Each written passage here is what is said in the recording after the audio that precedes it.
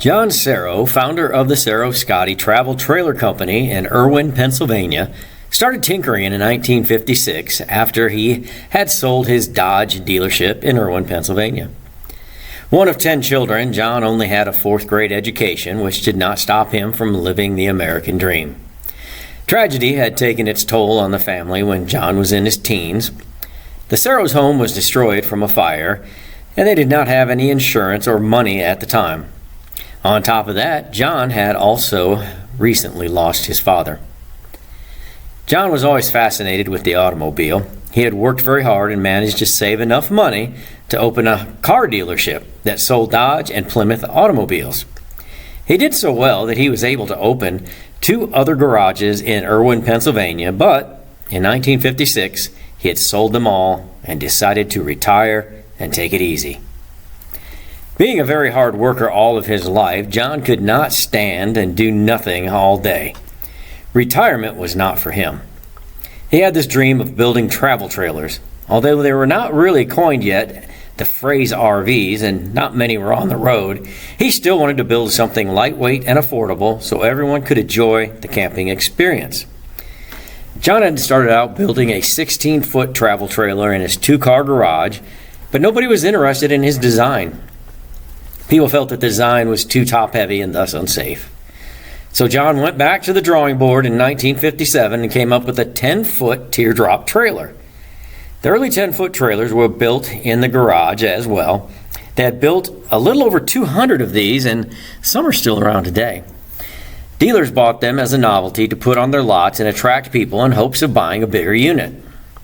The little 10-foot drew them in. Still, it wasn't what John had in mind. He didn't see himself building thousands of these little trailers. So once again, John headed back to the drawing board. He had designed a small 13-foot trailer that had a stove, sink, icebox, and couch, and a small dinette. All this in a 13-foot trailer and could sleep 4 people. Jackpot, John thought, and he was right. He went home the next day and started to build the first 13-foot Scotty trailer. He had taken it to a trailer show, and people loved it, and dealers and orders were flying in even before he left the show. One problem, though, John did not have a factory, just his garage and barn. He was known for his really sharp brochures. They were done professionally, and dealers thought he had a big, huge camper because of these brochures, camper factory because of these brochures. John's rule of thumb was to deliver all the trailers to the dealers because he didn't have a factory and he didn't want the dealers to know. With business getting busier, he knew he had to have a bigger place. So in 1959, John built the first of 3 Scotty trailer plants in Irwin, Pennsylvania, right down the road from his house and garage. John only had 5 employees at the time. One of them started the Scotty Club with some of the campers in the beginning. They had about 30 members. Later, it really grew to about 54 clubs all along the East Coast. They had hundreds of members now, and John had a vision to build a campground just for Scotty trailers, their owners and families.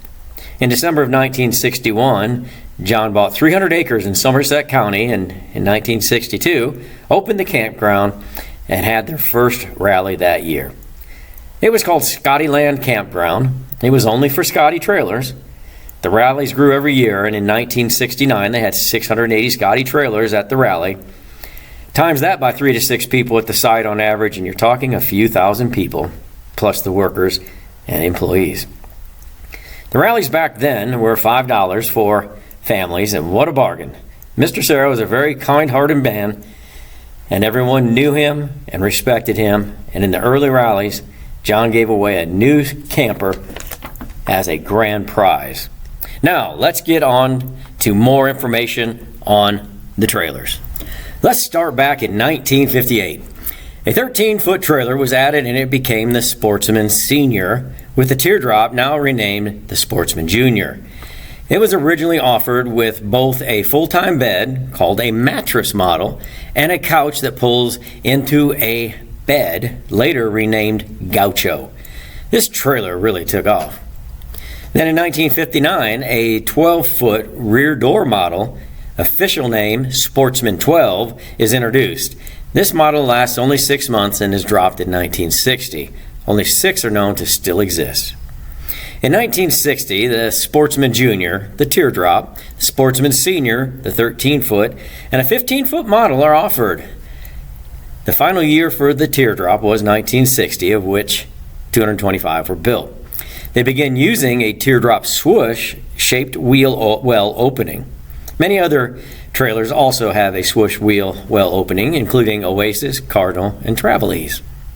In 1961, 3 13-foot models were offered: Mattress, Gaucho, and Front Kitchen, as well as 2 new 15 front kitchen models, Sportsman 15 and Scotty with a Potty 15. Wings were an option. In 1962, this is the last year for the 15-foot front kitchen, and the front window style changes. The new front windows are a wider 3-panel window. In 1963, the Bristow, Oklahoma plant opens, and the trailers are now offered in aqua and white, as well as polished aluminum.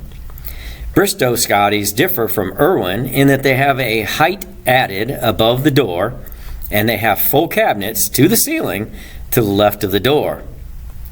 For example, a wardrobe. Scottyland, a 230-acre campground at that time, solely for Scotty campers, opens. In 1964, only aqua and white trailers are now available. The split-level 15 Highlander is introduced, and the 13-foot trailer height is increased by 6 inches. In 1965, the Highlander is restyled to move the sun deck forward of the door for easier entry.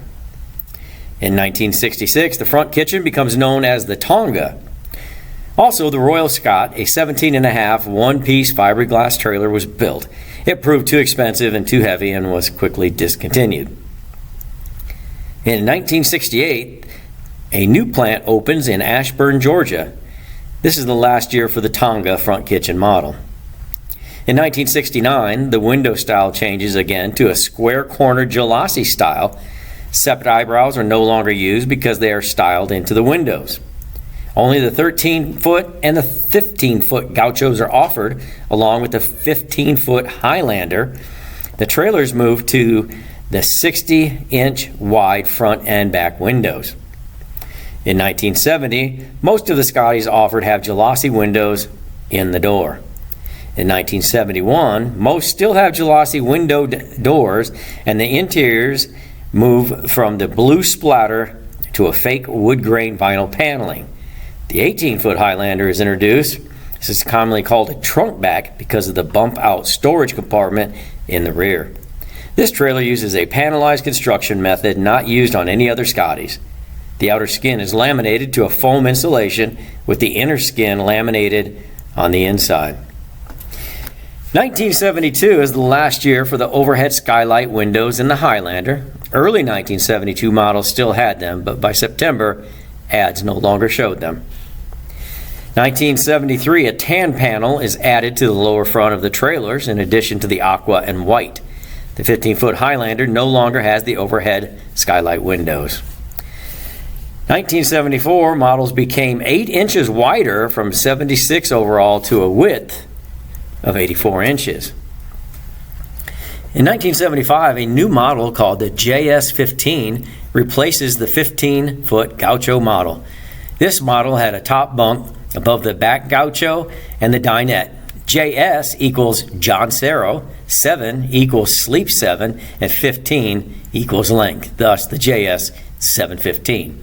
It also offered were the 13-foot Gaucho, the 15-foot Highlander, and the 18-foot Highlander. 1978, trailers now have a tan and bittersweet stripe down the middle of the sides and are now used with the aqua. 1979, the first year for no aqua to be used on a Scotty. Also the first year for the jagged stripe down the side using tan, bittersweet, orange, and black. Lots of new models introduced that year: 12.5 foot, 13.5 foot, 16 foot, 16.5 foot, 17 foot, 19.5 foot, and a 24.5 foot, 26.5, 28, and a 32-foot Scotty.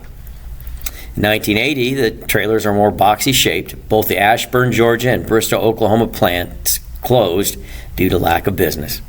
In 1982, a new 13.5-foot model is introduced. The door is located behind the axle, and the kitchen is in the rear. It has a bathroom. Let's take a look at this 1982 model right here.